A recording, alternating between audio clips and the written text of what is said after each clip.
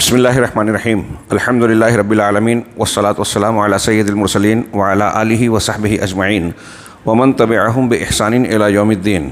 अऊज़ु बिल्लाहि मिनश शैतानिर रजीम। बिस्मिल्लाहिर्रहमानिर्रहीम। वज़्कुर फ़िल किताब इब्राहीम इन्नहु काना सिद्दीक़न नबिय्या इज़ क़ाला लिअबीहि या अबति लिमा तअबुदु मा ला यस्मअु व ला युबसिरु व ला युग़नी अन्का शैअ या अबति इन्नी क़द जाअनी मिनल इल्मि मा लम यातिक फ़त्तबिअनी अहदिका सिरातन सविय्या। मोहतरम बुज़ुर्गों और भाइयों, खुतबा जुमा में कुर्बानी, ज़िलहज्जा और ईद उल अज़हा की मुनासबत से हज़रत इब्राहीम अलैहिस्सलातु वस्सलाम और बाज़ मुतल्लिक़ा उमूर पर कुछ गुफ्तगू हुई। हकीकत यह है कि सैयदना इब्राहीम अलैहिस्सलातु वस्सलाम की हयात तय्यबा, आपकी सीरत और मिल्लत की तफसीलात एक दफ़्तर की मुतकाज़ी है और इस पर जितनी गुफ्तगू की जाए कम है। इसमें हमारे लिए दर्स व इबरत के बड़े सामान हैं। चुनांचे मैंने अभी के दर्स के लिए भी सैयदना इब्राहीम अलैहिस्सलातु वस्सलाम से मुताल्लिक़ कुरान के एक मकाम पर सूरह मरियम में अल्लाह रब्बुल आलमीन ने कुछ बातों का जो ज़िक्र किया, उनकी दावत के हवाले से और फिर उनके किरदार के हवाले से, उसका मैं सरसरी तज़किरा करना चाहता हूँ। ख़ास तौर से इन आयतों के आखिर में जो बात बयान की गई है उस पर मौजूदा हालात के तनाजुर में मैं तवज्जो दिलाना चाहता हूँ और उसी को मरकूज़ करना चाहता हूँ। दर्स में अगर 5 मिनट में भी वो बात हो जाए आखिर की और वो बात आपके जहन में उतर जाए, हम उसे इख्तियार कर लें, तो मौजूदा दौर के कई फितने और मसाइल से हम अपने आप को और अपनी नस्लों को महफूज कर सकेंगे। आइए आयत को इख्तिसार के साथ देखें। अल्लाह रब्बुल आलमीन ने फरमाया वज़्कुर फ़िल किताब इब्राहीम। सूरह मरियम में मुख्तलिफ़ अम्बिया और पैगम्बरों का तज़किरा किया गया और उन्हीं में हज़रत इब्राहीम का कि आप किताब में, अल किताब में यानी कुरान में हज़रत इब्राहीम का, इब्राहीम अलैहिस्सलातु वस्सलाम का ज़िक्र करें, उनका तज़किरा करें। इन्नहु काना सिद्दीक़न, हाँ यकीनन वो बड़े रास्तबाज थे। सिद्दीक़ का माना होता है अल-कसीरु सिद्क़ अल-क़ाइमु अलैह, बहुत सच बोलने वाला, रास्तबाज और उस सच पर कायम रहने वाला। ये इख्तिसार के साथ सिद्दीक़ का माना किया। बाज़ उलमा ने कहा कि जिसने अल्लाह की तस्दीक की, उसकी वहदानियत को माना, उसके अम्बिया और रसूलों की तस्दीक की, क़यामत के दिन और मुतल्लिक़ा उमूर को माना और अल्लाह के तमाम अवामिर पर अमल किया, वो सिद्दीक़ है। ये मुबालगे का सिगा है। हर उम्मत में सिद्दीक़ होते हैं और नबूवत के बाद अगर कोई दर्जा है तो वो सिद्दीक़ियत का दर्जा है। पैगंबर नबी जो होते हैं वो सिद्दीक़ भी होते हैं, यानी खूब रास्तबाज, नहायत सच बोलने वाले, बोलने में भी सच्चे, अमल में भी सच्चे और सच्चाई की तस्दीक करने वाले, साथ देने वाले। सिद्दीक़ के माना में ये सारी चीज़ें दाखिल है। हाँ, अल्लाह तबारक व तआला ने सैयदना मरियम अलैहिस्सलाम को, हज़रत ईसा की वालिदा को सिद्दीक़ा कहा, व उम्मुहु सिद्दीक़ा, और इस उम्मत में भी सिद्दीक़ीन हैं। सर फहरिस्त हज़रत अबू बकर सिद्दीक़ रज़ियल्लाहु ताला अन्हु को सिद्दीक़ कहा जाता है, जिनके बारे में हमारा ईमान है कि अम्बिया के बाद, नबी करीम सल्लल्लाहु अलैहि वसल्लम के बाद इस उम्मत के सबसे ज़्यादा ऊँचे मरतबे की शख्सियत हैं। चुनांचे अल्लाह ताला ने फरमाया कि आप इब्राहीम का ज़िक्र कीजिए किताब में, वो सिद्दीक़ नबी थे। हाँ, और क्या कहा आगे कि इज़ क़ाला लिअबीहि या अबती लिमा तअबुदु मा ला यस्मअु व ला युबसिर। जब उन्होंने अपने वालिद से, अपने बाप से कहा कि अब्बा जान, या अबती, खिताब का अंदाज देखिए कि अब्बा जान, अब्बा जी, हाँ, लिमा तअबुदु, आप उसकी इबादत क्यों करते हैं, मा ला यस्मअु, जो सुनता नहीं, वला युबसिरु, देखता नहीं, वला युग़नी अन्का शैआ, और ना तुम्हारे आपके कोई काम आ सकता है। हम दुनिया में देखिए कि जितने लोग किसी की इबादत करते हैं, चाहे वो बुत पूजते हों, हज़रत ईसा को पुकारते हों, किसी बुजुर्गान दीन में से किसी को चीखते पुकारते हों, सबका मकसद, पुकारने का, इबादत का मकसद क्या होता है कि वो हमारे फ़ायदे की चीज़ें हमको दिला देवें, नुकसान से बचा देवें, ज़रूरत की चीज़ें फ़राहम कर देवें, हमारी ज़रूरियात को मुहैया करा देवें, यानी उनसे कुछ चीज़ें चाहते हैं। हज़रत इब्राहीम कह रहे हैं कि ये सुनते नहीं, देखते नहीं, तो तुम्हारी दुआ को कहाँ से सुन पाएंगे और कहाँ से जवाब देंगे। और इतना ही नहीं, ला युग़नी अन्का शैअ, कुछ काम भी नहीं आ सकते। یہاں آپ کی دعوت سے پہلے یہ بھی دیکھیے کہ حضرت ابراہیم علیہ السلام دعوت کا کام پہلے گھر سے کر رہے ہیں. ہاں اپنے گھر میں اصلاح کا کام کر رہے ہیں. اس لیے ہم کو اور آپ کو ملت ابراہیمی کی پیروی کرتے ہوئے اپنے گھر کی اصلاح کی سب سے پہلے فکر کرنی چاہیے. اور گھر کی اصلاح میں سب سے پہلے عقیدے اور منہج کی اصلاح.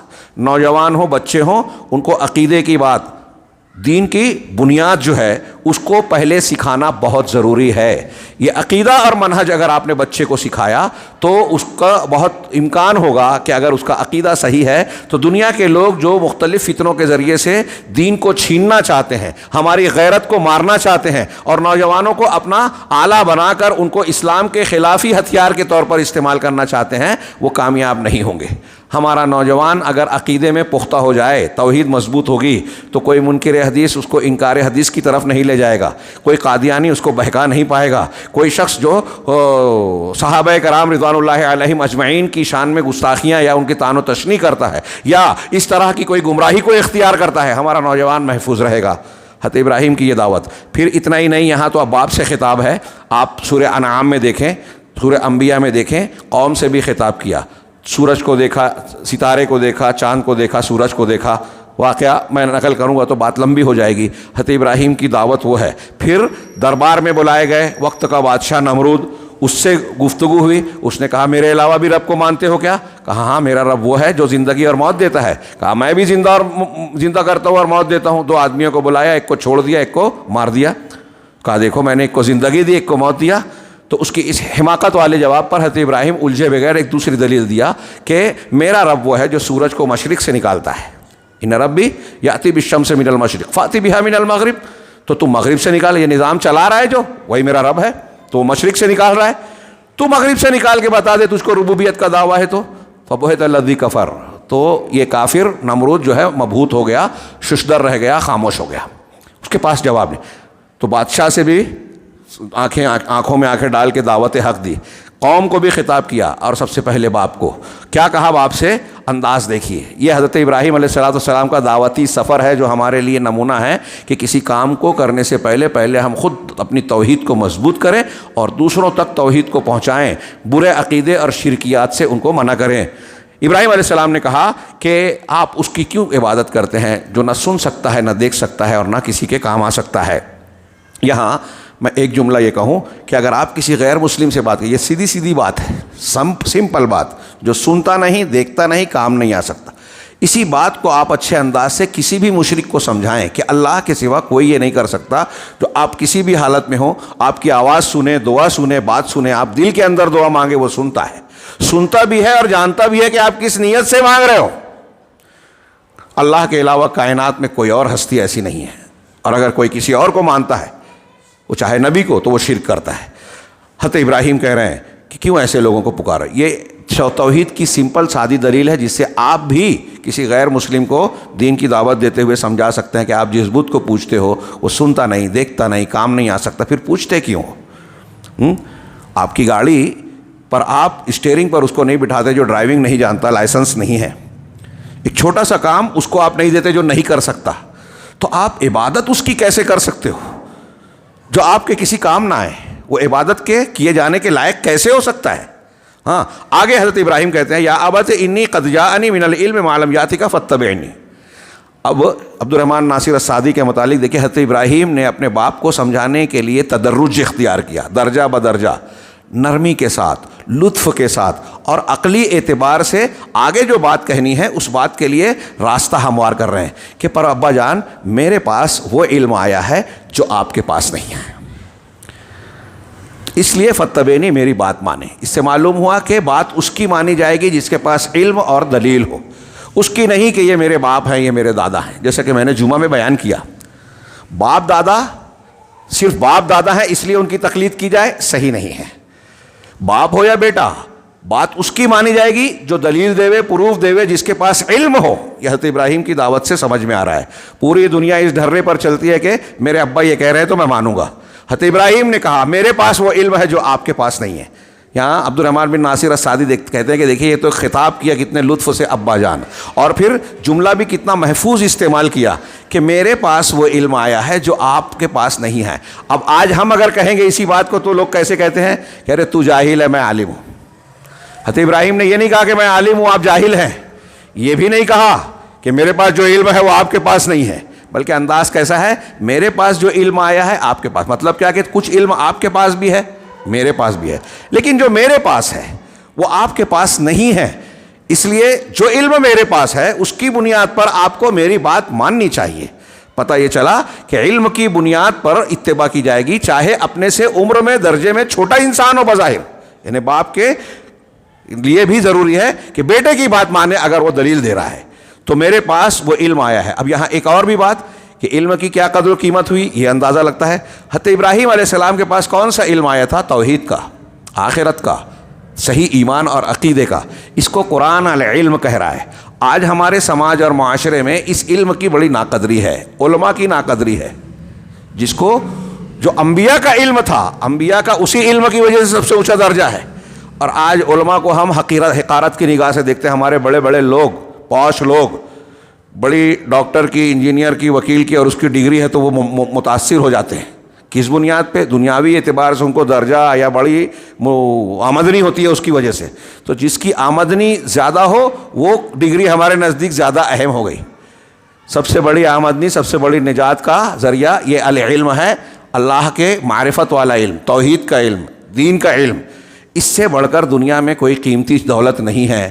جو لوگ اس سے محروم ہیں وہ بہت بڑی نعمت سے محروم ہیں۔ رسول اللہ صلی اللہ علیہ وسلم فرمایا کہ اللہ جس سے بھلائی کا ارادہ فرماتا ہے اس کو دین کی سمجھ دیتا ہے۔ علماء نے کہا کہ اس کا الٹا معنی یہ ہوا کہ جس کو دین کی سمجھ نہیں دی اس کا مطلب اللہ اس سے بھلائی نہیں چاہتا۔ اب وہ بڑے سے بڑا ڈاکٹر بن جائے، سائنٹسٹ بن جائے، وزیر اعظم بن جائے، صدر جمہوریہ بن جائے، لیکن اگر وہ آخرت کو نہیں جانتا، اگر وہ توحید سے واقف نہیں ہے، اللہ کی معرفت نہیں رکھتا، دین کے اصولوں کو نہیں جانتا، تو وہ بہت چھوٹا، بہت بدقسمت اور بہت محروم شخص ہے۔ حضرت ابراہیم کہتے ہیں کہ آپ میرے پاس وہ علم آیا جو آپ کے پاس نہیں، فاتبعونی، آپ میری بات مانیں، اہدک صراطا سویا، میں آپ کو درمیانی راستہ، سیدھا راستہ بتاؤں گا۔ میرے پاس علم ہے تو علم کی بنیاد پر جو میں راستہ بتاؤں گا وہ صحیح راستہ ہے، اور آپ کے پاس جب علم وہ نہیں پہنچا ہے، آپ اس پر چلو گے جو علم کے بغیر ہے، تو آپ گمراہی کے شکار ہو جاؤ گے۔ آگے فرمایا وہی بات، یا ابت لا تعبد الشیطان۔ دیکھیے حضرت ابراہیم نے پہلے ان کو خطاب کر کے اس چیز کا رد کیا جس کو وہ کر رہے ہیں، شرک کا۔ سنتے نہیں دیکھتے نہیں پھر کیوں مانتے ہو؟ پھر بتایا کہ میں جو کہہ رہا ہوں تو علم کی بنیاد پہ کہہ رہا ہوں، اس لیے میری بات مانو۔ پھر تیسرے مقام پہ اب تیسرا مرحلہ کیا بیان کیا؟ شیطان کے پیچھے مت چلو۔ بغیر علم کے اگر آپ چل رہے ہو اللہ تبارک و تعالیٰ کے بتائے ہوئے علم کے خلاف تو شیطان کی پیروی ہے۔ ہاں، اور کہا کہ شیطان کی پیروی نہ کیجیے، ان الشیطان کان للرحمن عصیا، کہ شیطان تو رحمان کا بڑا نافرمان ہے۔ عصیہ شیخ نے کہا، ابن عاشور وغیرہ کہتے ہیں کہ یہ مبالغے کا صیغہ ہے، عصا عصی سے نافرمانی کرنا، بڑی نافرمانی کرنے والا، مسلسل نافرمانی کرنے والا، مسلسل نہ ماننے والا۔ تو شیطان اللہ رب العالمین کا، اب یہاں دیکھیے کہ اللہ نے اپنے نام کے لیے بھی یہاں رحمان کا ذکر کیا، رحمان جو بڑا مہربان ہے، تو اس ذات کی یہ شیطان نافرمانیاں کر رہا ہے جو مہربانیاں نچھاور کر رہا ہے۔ ہمارا آپ سوچے کہ رب العالمین نے ہم کو کیا نہیں دیا؟ زندگی دی، وجود دیا، کھانا، کپڑا، رشتہ دار، گھر، جو کون سی چیز ہے جو ہم کو ضرورت ہے رب نے نہیں دی؟ سب کچھ اس نے دیا اور ہم اس کی بات نہ مانیں۔ کتنی بے وفائی ہے، ہاں، کتنی بڑی دغا ہے، کتنی ناشکری ہے، ناقدری ہے۔ اگر ہم بھوکے ہیں، کوئی ہمیں کھانا کھلا دے، ہمیں 400 روپئے 500 روپئے کی ضرورت ہے، بہت شدید ضرورت ہے، کوئی ہمیں دے دے کہ چلو لے تمہاری ضرورت ہے، تو ہم اس کا احسان مانتے ہیں کہ نہیں مانتے؟ اور اس احسان کے بدلے میں اس کی عزت کرتے ہیں، اس کی بات ماننے کی کوشش کرتے ہیں۔ ہم تو سر کے پیر کے نیچے سے لے کے سر کے اوپر تک، زندگی سے پہلے سے زندگی مرنے کے بعد تک اللہ رب العالمین کے احسانات پہ جی رہے ہیں۔ وہ الرحمن ہے، الرحیم ہے۔ تو کہا کہ شیطان تو وہ ذات ہے، وہ شخص ہے، وہ چیز ہے جو رحمان کا بڑا نافرمان ہے، مسلسل نافرمانی کرتا ہے۔ آپ اس کے پیچھے نہ چلیں۔ یا ابت انی اخاف ان یمسک عذاب من الرحمن، اے میرے ابا جان، مجھ کو اس بات کا ڈر ہے کہ تمہیں رحمان کی جانب سے جو مہربان تو ہے، لیکن اگر تم اس طرح نافرمانی اور شرک کرو گے تو اس کی طرف سے آپ کو کوئی عذاب پکڑ لے گا۔ دیکھیے درجہ حضرت ابراہیم کی جو ایک کے بعد ایک باتیں ہیں نا، عقلی طور پر اگر آپ اس پہ جا کے گھر پہ غور کیجئے، سورہ مریم کی آیتیں ہیں، آپ غور کریں گے تو بڑی عقلی طور سے ترتیب اس کی فطری ہے۔ شرک کا رد، علم کا اظہار، شیطان کا کردار اور اس کی پیروی سے ممانعت. پھر اس کے بعد جو ہے یہ کہا کہ اگر آپ شیطان کی ہی پیروی کرتے رہو گے، میری بات نہیں مانو گے، علم کو نہیں قبول کرو گے، تو پھر آپ کو رحمان کی طرف سے جو ہے عذاب پکڑ لے گا. ہاں، فتکون علی شیطان ولیہ، نتیجہ کیا نکلے گا کہ آپ شیطان کے دوست اور ہمجولی بن جاؤ گے. ہاں، شیطان مسلسل نافرمانی کرنے والا اور پھر اللہ کے عذاب کا مستحق بننے والا، اللہ کے یہاں دنیا اور آخرت میں راندہ درگاہ ہو جانے والا. ایسے ہی آپ بھی ہو جاؤ گے. جب شرک کرو گے تو اللہ کے جناب میں راندے جاؤ گے، اللہ کی رحمت سے محروم اور دور ہو جاؤ گے، اور پھر آخرت میں ہمیشہ کے عذاب میں مبتلا ہو جاؤ گے.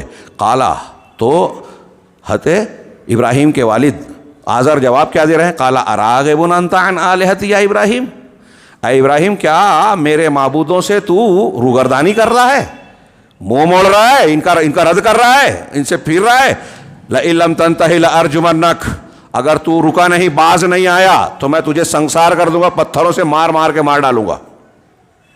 دھمکی، حق کے جواب میں، دلائل کے جواب میں باطل پرست ہمیشہ دھمکیوں سے اور زور زبردستی سے کام. آج بھی پورے ملک میں دیکھیے، پوری دنیا میں دیکھیے، ہاں، مسلمانوں کو دبانے کے لیے، ان کی ثقافت، دین اور اچھائیوں کو چھپانے کے لیے مسلمانوں کے بارے میں جھوٹ بولا جاتا ہے، اسلام کے بارے میں غلط باتیں پھیلائی جاتی ہے، لوگوں کو نفرت دلائی جاتی ہے.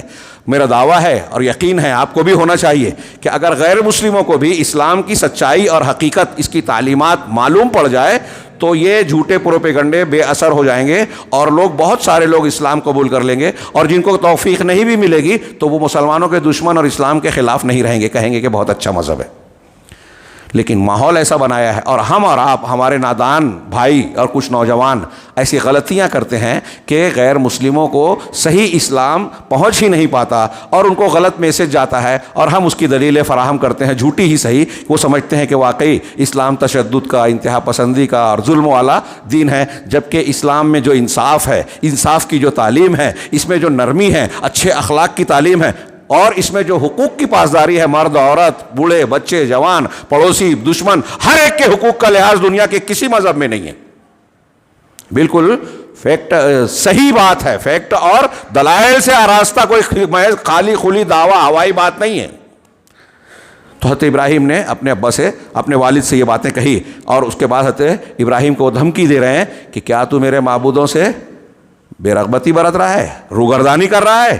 لئن لم تنتہی لارجمنک، اگر تم اس سے باز نہیں آئے تو میں تمہیں رجم کر دوں گا. وہجرنی ملیہ، اور ایک مدت تک کے لیے تو مجھ سے دور ہو جا، چلے جا، ہجرت کر جا، چھوڑ دے میرے کو. گھر سے نکال دیا.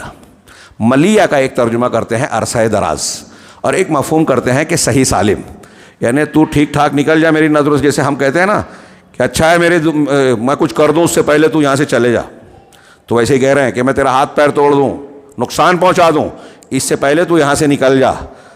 دعوت حق دینے میں باپ کو سمجھا رہے ہیں، گھر سے نکالا جا رہا ہے، گھر چھوڑا. کتنی بڑی بات. یہ پورا مکالمہ دیکھیے. ہاں، اس کے بعد آگے بڑھیے. اللہ تعالیٰ نے فرمایا، وہ کہتے ہیں قال سلام علیک، ابراہیم علیہ السلام نے کہا ٹھیک ہے، آپ پر سلامتی ہو. یہ ہم جو السلام علیکم کہتے ہیں نا سلامتی کی دعا کے لیے، یہ وہ نہیں ہے، بلکہ ترک مخاطبت. کسی سے بات چیت سمجھانے کے بعد وہ نہیں مان رہا ہے، چلو ٹھیک ہے بھائی سلام، میں جاتا ہوں، یعنی اب تم سے میں بات نہیں کروں گا، ہٹتا ہوں، تم نہیں مان رہے ہو تو میں جا رہا ہوں. وَإِذَا خَاطَبَهُمُ الْجَاهِلُونَ قَالُوا سَلَامًا، مومنوں کی علامت بتائی رحمان کے بندوں کی کہ جب جاہلوں سے خطاب ہوتا ہے تو کہتے ہیں سلام.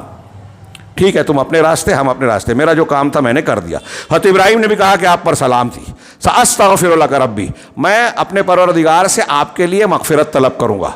دوسری جگہ اللہ نے سورہ توبہ میں غالباً ارشاد فرمایا کہ وما کان استغفار ابراہیم لابیہ الا عن موعظۃ وعدھا ایاہ، کہ حضرت ابراہیم اپنے باپ کے لیے جو مغفرت کی دعا کرتے تھے تو وہ ایک مخصوص مدت تک تھی جس کو اللہ نے ان کو چھوٹ دے رکھی تھی، موقع دے رکھا تھا. فلما تبین لہ، جب حضرت ابراہیم کو یہ بات معلوم ہو گئی کہ وہ گمراہ ہیں، جہنمیوں میں سے ہے، تو پھر ان کے استغفار سے رک گئے. شروع میں حضرت ابراہیم دعا کرتے تھے، بعد میں منع کر دیا گیا تو ختم ہو گیا معاملہ. اور پھر بخاری وغیرہ میں ہے کہ قیامت کے دن میدان محشر میں رونگٹے کھڑے کر دینے والی حدیث ہے. ہاں، آزر ابراہیم علیہ السلام کے پاس آئیں گے اور کہا کہ بیٹے میں نے دنیا میں تیری بات مانی نہیں تھی، کتنی اچھی تقریر کی. ہاں، میں نے تیری بات مانی نہیں. آج تو تیری بات میں ہر بات ماننے کو تیار ہو، مجھے بچا لے۔ حضرت ابراہیم اللہ تعالیٰ سے کہیں گے پروردگار تو نے مجھ سے وعدہ کیا کہ مجھے رسوا نہیں کرے گا، اس سے بڑی رسوائی کیا ہوگی کہ میرے باپ کا یہ حال ہے۔ تو اللہ تعالیٰ کی طرف سے جواب ملا کہ وہ تیرا باپ نہیں ہے، پلٹ کے دیکھو تو جب گھوم کے دیکھیں گے تو آزر کی جگہ ایک بجو کی شکل کا جانور خون میں لتھڑا ہوا رہے گا، جو فرشتے گھسیٹ کر لے جا کے جہنم میں پھینک دیں گے۔ سیدنا ابراہیم علیہ السلام کا مقام کیا ہے؟ اگر ان کے باپ شرک پر مر گئے تو بعد میں ان کو دنیا میں دعا کرنے سے منع کر دیا، قیامت کے دن جب وہ کہنا چاہیں گے تو ان کی بات رد ہو جائے گی۔ مشرک کے لیے کسی کی سفارش کام نہیں آئے گی، نبی صلی اللہ علیہ وسلم کی بھی سفارش نہیں چلے گی۔ تو یہاں آگے حضرت ابراہیم علیہ السلام کے جملے میں ہے کہ میں مغفرت کی دعا کروں گا، اور کہا ان ربی انہ کان بی حفیہ، یقیناً میرا پروردگار مجھ پر بڑا مہربان ہے۔ ہاں ولا آگے فرمایا وَأَعْتَزِلُكُمْ وَمَا تَدْعُونَ مِن دُونِ اللَّهِ۔ میں بس یہی جملہ آج کے درس میں سمجھانا چاہتا ہوں۔ پورا درس کا حاصل آج کے جو میرا مقصود ہے، پورے درس میں بہت ساری ہدایات ہیں، سب اہم باتیں ہیں، لیکن یہ موجودہ تناظر میں اس پر زور دینا چاہتا ہوں کہ حضرت ابراہیم نے کہا کہ میں تمہیں چھوڑتا ہوں اور اللہ کے سوا جن کی تم عبادت کرتے ہو انہیں چھوڑتا ہوں، وَعَدُوا ربی، اور اپنے پروردگار کو پکارتا ہوں، عَسَىٰ اللہ اکون بدعاء ربی شقیہ، قریب ہے کہ میں اپنے پروردگار کی دعا سے شقی نہ رہوں، محروم نہ رہوں۔ تو یہ جو جملہ میں نے کہا کہ میں تم کو چھوڑتا ہوں اور ان لوگوں کو جن کو اللہ کے سوا تم پوجتے ہو، یہ ابراہیم علیہ السلام کی ملت کا حصہ ہے، اور ہمیں یہ سیکھنا چاہیے اور اپنے بچوں اور بچیوں کو سکھانا چاہیے۔ اس سے ہمارے دین کی، عقیدے کی حفاظت ہوگی، اور ہم نے جب دین اور عقیدے کی حفاظت کرنا سیکھ لیا، یہ جملہ یاد رکھیے گا، دین اور عقیدے کی اگر ہم نے حفاظت کر لی اپنے، تو ہم اپنی دنیا اور آخرت کی حفاظت کر لے رہے، اسی پر دنیا کی سعادت اور بھلائیاں منحصر ہے، اور اسی پر آخرت کی کامیابی۔ اب میں تمہیں چھوڑتا ہوں یعنی مشرکین کا ساتھ۔ حضرت ابراہیم نے کیا کہا؟ یہ صرف یہیں ایک جملہ نہیں ہے، سورہ انعام میں بھی ہے انی بریء مما تشرکون، اور کئی جگہ حضرت ابراہیم نے کہ تم جن کا شریک ٹھہراتے ہو میں ان سے بری ہوں، تم سے بری ہوں، تمہارے شرک سے بری ہوں۔ تو مشرکین سے بھی بری، مشرکین سے بھی لا تعلق اور شرک سے بھی لا تعلق۔ اس سے ہمیں کیا سبق ملا؟ میں سمجھانا کیا چاہ رہا ہوں کہ ہم پر اور آپ پر لازم ہے کہ ہم جس طرح سے شرک سے اپنے آپ کو، اپنے گھر والوں کو بچائیں، ایسے ہی اپنے آپ کو مشرکین سے دور رکھیں۔ حضرت ابراہیم کا یہ سنت اور ملت بن رہی ہے کہ مشرکین سے علیحدگی اختیار کر لیں۔ ہمیں حکم ہے، اللہ کے رسول صلی اللہ علیہ وسلم کی حدیثوں میں ہے کہ ایک مسلمان کا گھر غیر مسلموں کے بیچ نہیں رہنا چاہیے۔ ہندوستان میں فسادات کے تناظر میں سوچئے کتنی اہم ہے۔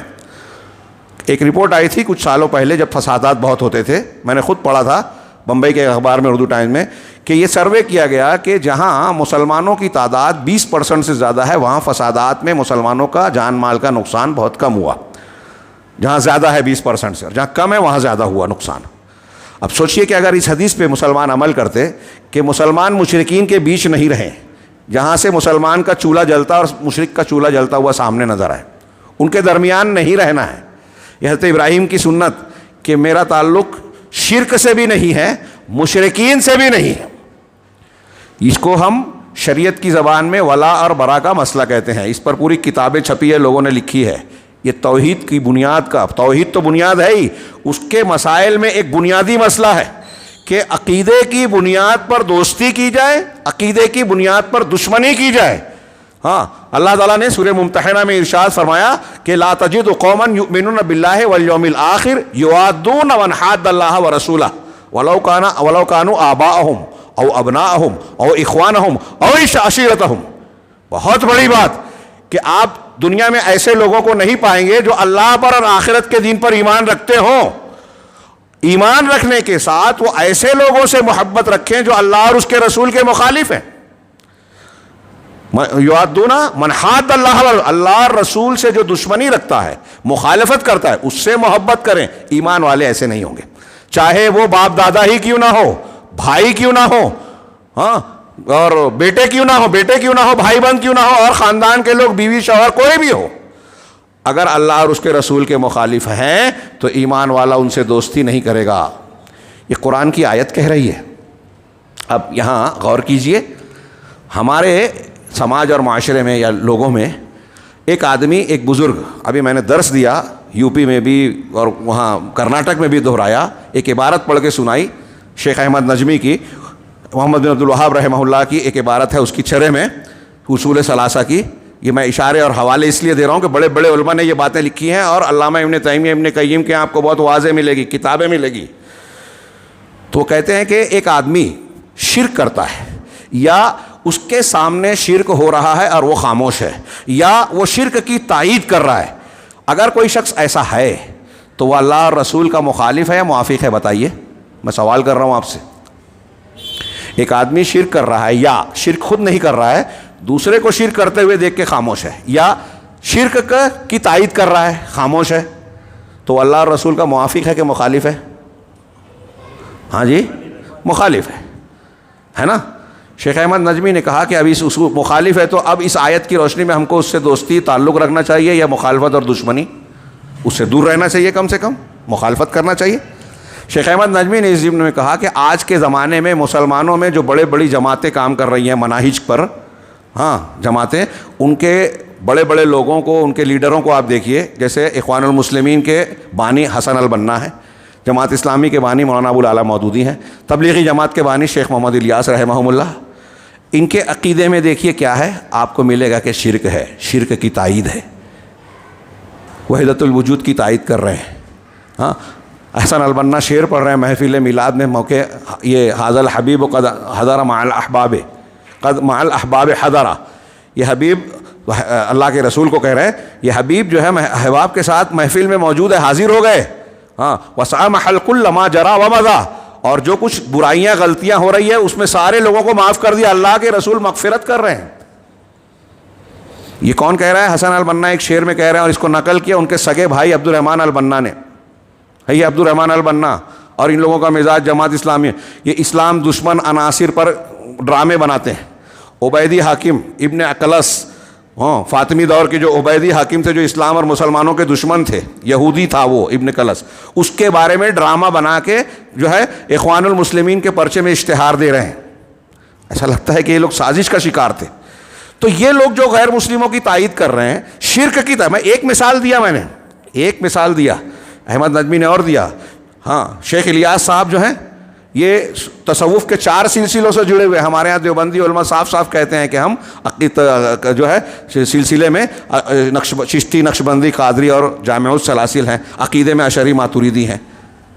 اب جو ان سلسلوں کو اختیار کر رہا ہے اس میں شرک ہے، وحدت الوجود ہے، قرآن حدیث کی مخالفت ہے، سری حدیثوں کے خلاف ہے، نئی عبادات اور بدعات ہے، خرافات ہیں. تو جو ان خرافات کو اختیار کرے وہ اللہ اور رسول کا موافق ہے کہ مخالف ہے؟ سوال ہے آپ سے، مخالف ہے. تو اب قرآن کی آیت کے مطابق ان کے پیچھے چلنا چاہیے یا ان سے دور رہنا چاہیے؟ ان سے دور رہنا چاہیے. آج مسلمانوں میں کتنے لوگ ان کے پیچھے چل رہے ہیں آنکھ بند کر کے. اور میں جو بیان کر رہا ہوں، میرا یہ درس اور خطاب ان تک پہنچے گا تو بجائے وہ ماننے کے پہلے ناراض ہوں گے، غصہ ہوں گے، اور نہ جانے کیا کیا کہیں گے، میں جانتا ہوں. لیکن میں یہ یقین رکھتا ہوں کہ وہ مانے یا نہ مانے، بات میں صحیح کہہ رہا ہوں قرآن و حدیث کے مطابق. یہ میری ذمہ داری ہے. آپ ناراض ہو چلے گا، اللہ ناراض ہو یہ نہیں چلے گا. کون بچائے گا مجھے اگر اللہ ناراض ہو جائے؟ آپ ناراض ہوں گے تو اللہ تو بچا لے گا. اللہ رب العالمین نے یہ جو ہم کو حکم دیا ہے، یہ حضرت ابراہیم کی جو ملت ہے کہ شرک اور مشرکین سے الگ ہو جانا، نہیں مانا تو پھر شہر چھوڑ دیا. ہمارے نوجوانوں کو یہ سکھائیے. یہ میں ایک ایسی بات بتا رہا ہوں جس سے ہمارا دین محفوظ ہوگا، ہماری غیرت زندہ رہے گی. میں بار بار آج کل کہہ رہا ہوں، مجھ سے برداشت نہیں ہے یہ خبر سن کے کہ کچھ مسلم لڑکیاں غیر مسلموں سے شادی کر کے اسلام کو چھوڑ رہی ہیں. ایک مہینے میں بمبئی جیسے صرف ایک شہر میں 35 واقعات ہوئے، اور مہینوں میں کتنے ہو رہے ہیں دوسرے شہروں میں کتنے ابھی جانے تو نہیں معلوم. یہ کتنی بے غیرتی کی بات ہے. یہ تعلیم حضرت ابراہیم کی اگر یہ ہم سیکھیں تو یہ واقعہ نہیں ہوگا، نہیں ہو سکتا.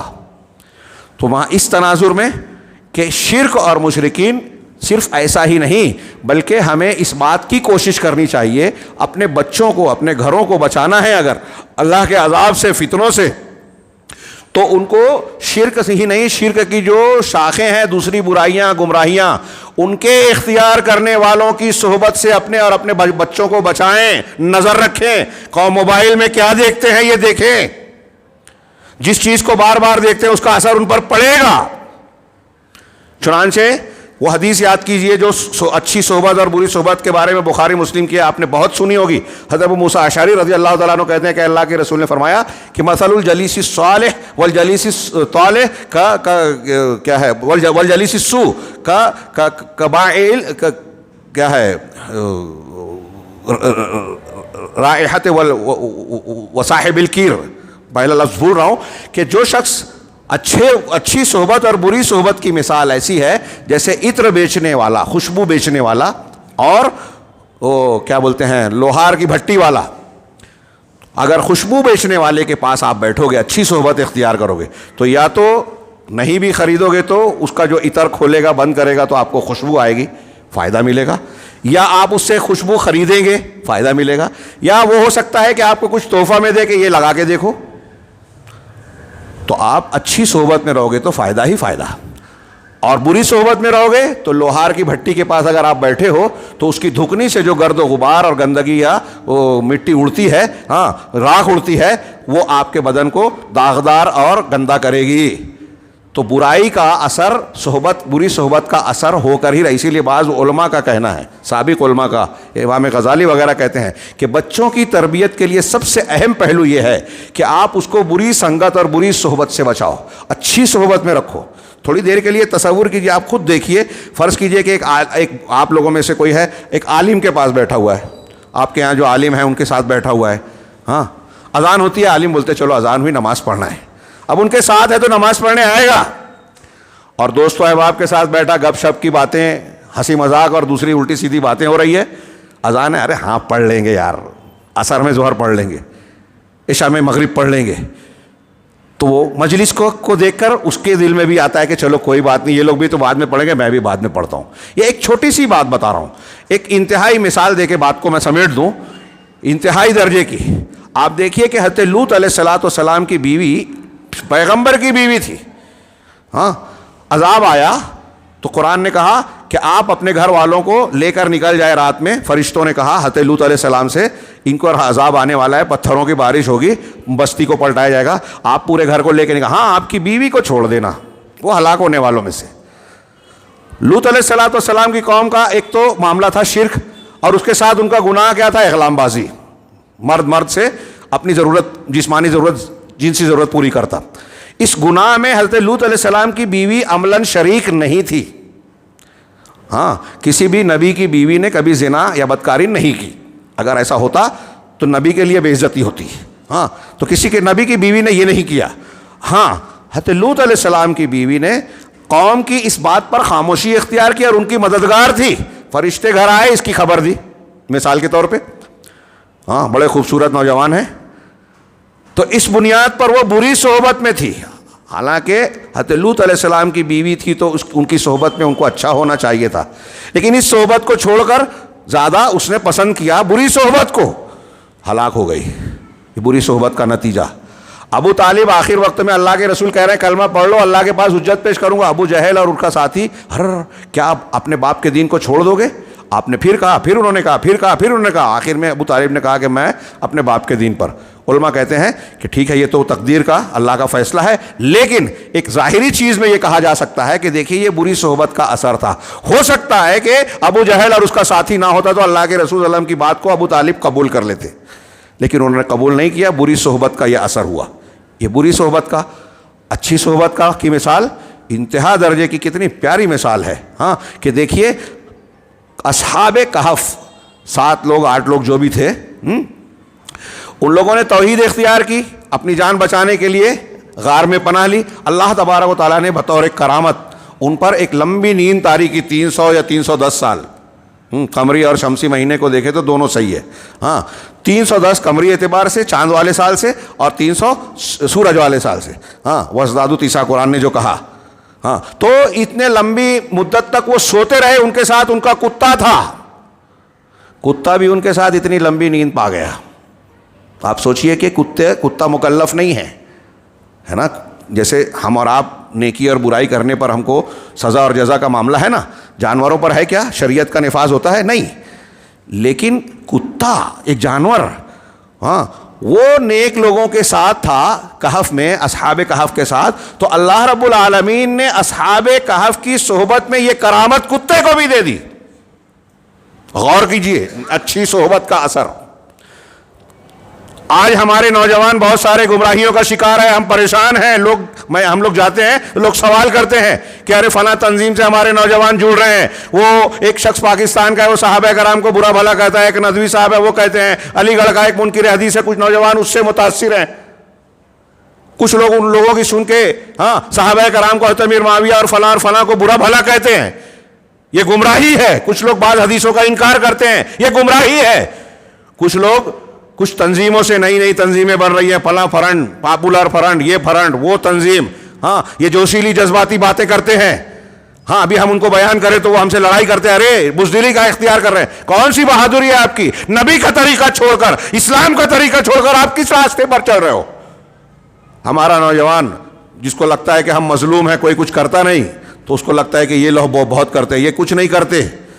یہ جو کرتے ہیں، اگر ایک دو کام ہمیں نظر آتا ہے تو یہ مسلمانوں کے لیے مسئلہ پیدا کرتے ہیں، مسلمانوں کو بدنام کرنے کے لیے غیر مسلموں کا آلہ بنتے ہیں، ان کے ایجنڈے پر کام کرتے ہیں. سن لیجئے، یہ جو بم دھماکہ داعش اور یہ سب ہے نا، یہ مسلمانوں کے دشمنوں نے ان کو بنایا ہے، داعش نے. اور ہمارے ہاں جو اس قسم کی تنظیمیں ہیں، پولیس اور دوسرے لوگ ان کو برابر رابطے میں رہتے ہیں، اپنے آدمی بیچتے ہیں، گائیڈ کرتے ہیں، پھنساتے ہیں، پھر مسلمانوں کو بدنام کرتے ہیں اور اس کے ذریعے سے بہت کچھ کارروائیاں کرتے ہیں. یہ سمجھتے ہیں کہ ہم دین کی خدمت کر رہے ہیں، ہم مسلمانوں کی عزت و وقار. دین کی خدمت آپ کے طریقے سے نہیں ہوگی، نبی اور پیغمبر کے طریقے سے ہوگی. اگر دنیا مسلمانوں کی اصلاح کرنی ہے، دنیا اور آخرت میں کامیابی ہے، تو امام مالک کا ایک قول یاد رکھیے کہ اس امت کا آخری حصہ بھی اسی چیز سے سدھرے گا جس سے اس کا پہلا حصہ سدھرا تھا، صحابہ کا حصہ، جس سے ان کا عقیدہ ایمان درست ہوا تھا. آخری حصہ بھی اسی سے درست ہوگا، اور جب یہ درست ہوگا تو اللہ کی مدد ملے گی. اللہ کی مدد ملے گی تو مسلمانوں کو کوئی نقصان نہیں پہنچا پائے گا. یہ دماغ میں گھستی ہی نہیں ہے، بات سمجھ میں آتی نہیں ہے کہ تقویٰ نیکی اختیار کریں گے تو ہمارا مسئلہ کیسے حل ہوگا، ہمارا گھر بلڈوزر سے کیسے بچے گا، غیر مسلموں کی سازش کیسے. یہ اللہ کہہ رہا ہے، آپ مانیں گے کہ نہیں؟ اللہ نے کہا قرآن میں وَإِن تَصْبِرُوا وَتَتَّقُوا لَا يَضُرُّكُمْ كَيْدُهُمْ شَيْئًا، کہ اگر تم تقویٰ اختیار کرو، صبر کرو، تو دشمنوں کی چالیں تم کو نقصان نہیں پہنچا سکے گی. یہ لاجک آپ کی سمجھ میں نہیں آتی کہ ہماری عقل میں کیسے ہم متقی بنے تو وہ جو امریکہ، یورپ، اسرائیل اور سنگھیوں کے جو منصوبے ہیں وہ ناکام کیسے ہوں گے؟ اللہ کرے گا ناکام. آپ جب نیک بنو گے تو ایک دوسرے کا تعاون کرو گے، مسلمان بھائی بھائی بنیں گے، برکتیں آئے گی، اللہ کی مدد آئے گی، طاقت بڑھے گی، تدبیریں ہوگی، کوئی بھی کام کامیابی سے کر سکو گے. یہ ساری چیزیں آئے گی جب تقویٰ اور صبر ہوگا. لیکن وہ لانے کی بجائے دعوت کا کام حضرت ابراہیم کے طریقے پہ، محمد رسول اللہ صلی اللہ علیہ وسلم کے طریقے پہ، دین کے چیزوں پر اصلاح کرنے، تزکیہ اور تعلیم کے راستوں کو چھوڑ کر جذباتی باتیں. توحید صحیح نہیں ہے، جنگ کی بات کرتے ہیں اسلام نافذ کرنے کی. پوری دنیا میں اخوان المسلمین، علامہ البانی نے، میں کئی مرتبہ بیان کیا ہوں، الجزائر کے ایک صاحب سے پوچھا تھا کہ آپ کے پیچھے کتنے لوگ ہیں؟ لگ بھگ 25 ملین تھے، لاکھوں لوگ. کتنے؟ کہا کیا سب کو پتا ہے کہ اللہ کہاں ہے؟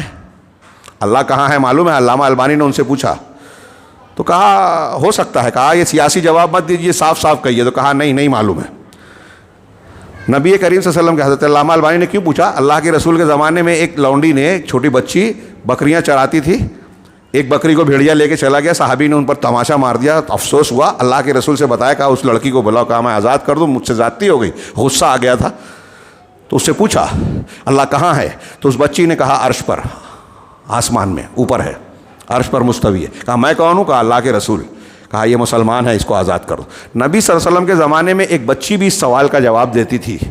اور آج آپ اسلام کو نافذ کرنے کی بات کرتے ہیں، جنگ کرنے کی، جہاد کرنے کی بات کرتے ہیں، اور آپ کو پتہ نہیں اللہ کہاں ہے. عقیدہ آپ کو معلوم نہیں ہے اللہ کہاں ہے. مطلب اللہ کے بارے میں آپ کا عقیدہ پہلے درست ہونا چاہیے. ہمارے ہندوستان میں بہت سے لوگوں سے آپ پوچھیں تو وہ غلط جواب دیں گے اس کا. میں پوچھ رہا ہوں آپ سے، اللہ کہاں ہے؟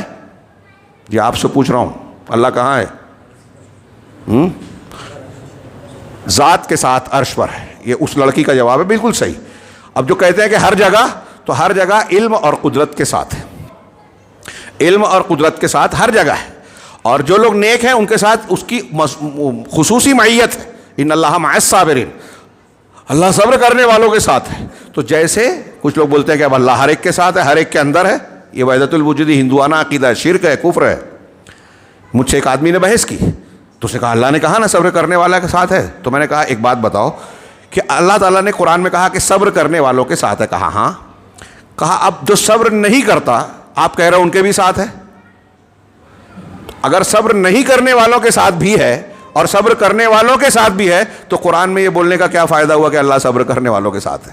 دونوں کے ساتھ ہے نا. یہ کیوں بولا اللہ نے؟ اس کا مطلب جیسے صبر کرنے والوں کے ساتھ ہے ویسے صبر نہ کرنے والوں کے ساتھ نہیں ہے, ساتھ ہے دونوں کے. وہ اس کے علم میں احاطے میں ہے, جب چاہے پکڑ لے وے. صبر کرنے والوں کے ساتھ مدد کے ساتھ ہے, نصرت کے ساتھ ہے, تائید اور حفاظت کر رہا ہے ان کی. تو صبر کرنے والے بن جاؤ, اللہ حفاظت کرے گا. تو میں یہ کہہ رہا تھا کہ حضرت ابراہیم کا یہ جملہ آپ اور ہم اچھی طرح ہضم کر لیں کہ ہم شرک سے, مشرکین سے اپنا تعلق کاٹیں, ان سے دوری اختیار کریں. جتنے گمراہ فرقے ہیں, غلط تنظیمیں ہیں, جن کے یہاں بدعت ہے, خرافات ہیں, ان سے تعلق کاٹ لیں. آج ہمارے یہاں لوگوں کا مزاج ہے ارے مل جل کے رہنا. ٹھیک ہے مل جل کے رہیے. ولا اور برا کا یہ مطلب نہیں ہے کہ آپ کافر سے دشمنی مول لے لے. یہ اس کی پوری تفصیل ہے کہ دل سے ان سے محبت نہیں ہوگی. ہاں سلام کلام کیا ہے, لین دین ہو سکتا ہے, فتنے سے محفوظ رہتے ہوئے ان کے گھر جا سکتے ہیں, آ سکتے ہیں, تحفے تحائف لے دے سکتے ہیں. یہ سب قرآن و حدیثوں میں اس کی تفصیل آپ کو مل جائے گی. لیکن دل سے محبت کا کوئی چانس نہیں ہے. ان سے محبت نہیں کی جائے گی جیسے مسلمان سے محبت. ان کو رازدار نہیں بنایا جائے گا. ہاں تو ان سے یہ جو ایک ولا اور برا کا جو مسئلہ ہے نا, یہ مسلمانوں کی غیرت سے جڑا ہوا ہے. جس کی ولا اور برا, اللہ کے لیے دوستی اور اللہ کے لیے دشمنی والی حص اور صفت مر گئی, اس کا اسلام اور اس کے غیرت کا, دینی غیرت کا پانی مر گیا. اب وہ ہندو بن رہا ہے, ہندوؤں کے بیچ میں ان کی طور طریقے اختیار کر رہا ہے, کوئی فرق نہیں پڑتا. آج دیکھ رہے ہیں نا بہت سارے لوگ سیکولر بنتے ہیں, ہاں گنپتی کے پنڈال میں جا رہے ہیں, ان کی شرکیہ چیزوں میں شریک ہو جاتے ہیں. ہاں کیا حرج ہے یہ کہتے ہیں. حرج کیوں نہیں ہے؟ آپ اپنا دین گنوانے کے بعد, عقیدہ خراب کرنے کے بعد ہم بھی کہتے ہیں کہ ہم ان سے اچھا سلوک کریں. غیر مسلموں سے بدسلوکی کرنے کی تعلیم نہیں دی قرآن نے. قرآن نے کہا ایک جگہ پر کہ اللہ تعالیٰ سورہ ممتحنہ میں ہی غالباً یا مجادلہ میں کہ جو مشرکین جن لوگوں نے تم کو گھر سے نہیں نکالا اور تم سے قتال نہیں کیا, اللہ تعالیٰ ان سے حسن سلوک کرنے سے اور میل جول رکھنے سے تم کو منع نہیں کرتا. ان سے رکھ سکتے ہو تعلق, دعوت و تبلیغ کا کام ان سے ہی ہوگا, لین دین ہوگا اور دوسری بہت ساری چیزیں. لیکن ان سے دلی محبت نہیں, ان سے دشمنی اور ان سے جو ہماری دوری ہے وہ دینی بنیاد پر قائم رہے گی. تو یہ جو میں نے چیز بیان کی, اچھی صحبت اور بری صحبت سے جوڑ کر اس کو اچھی طرح سمجھے. میں نے بہت مختصر بیان کیا. اگر ہم اپنے اور اپنے نوجوانوں کو اس سے بچا لیں تو بہت ساری گمراہیوں سے بچا لیں گے, دین کی حفاظت کر لیں گے. آگے اللہ نے فرمایا کہ وَوَهَبْنَا لَهُ اسحاق و یعقوب. حضرت ابراہیم نے چھوڑا, یہ دعا کی, یہ جملہ کیا کہا کہ میں تم کو اور تمہارے معبودوں کو جو اللہ کے سوا جن کو تم پکارتے ہو ان کو چھوڑ رہا ہوں. اللہ کے سامنے انہوں نے, حضرت ابراہیم نے کہا کہ میں ابا جان آپ کو چھوڑ رہا ہوں اور آپ کے معبودوں کو چھوڑ رہا ہوں. اور اللہ نے فوراً بات کہا کہ ہم نے ان کو اسحاق اور یعقوب دیے. ہاں مشرک باپ کو چھوڑا, حضرت اسحاق اور یعقوب بیٹا اور پوتا نبی مل رہے ہیں. اللہ کے لیے آپ چھوڑو گے نا تو 10 روپیہ چھوڑو گے, اللہ ہزاروں دے گا. قربانی دینا سیکھیے. دنیا میں بھی اللہ رب العالمین, میں نے جمعہ میں اس کی طرف اشارہ کیا تھا کہ اللہ حضرت ابراہیم نے مشرک گھرانے اور فیملی کو چھوڑا, اللہ تبارک و تعالیٰ نے انبیاء کا خاندان دے دیا.